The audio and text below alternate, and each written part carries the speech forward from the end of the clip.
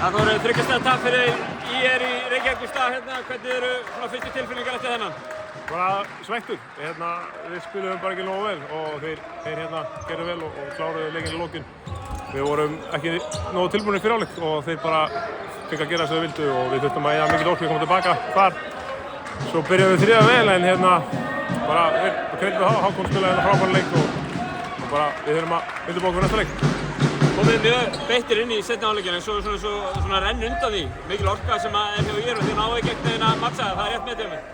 Já, ég meina við bara gefum upp aðeins mikið stigum hérna og eins og segja, við vorum eldaðir fyrir hálfleik en við fannst vissulega að vera virkilega að koma vel út í seinni sko en svo bara var það jafn leikur í restina og þeir höfðu betur.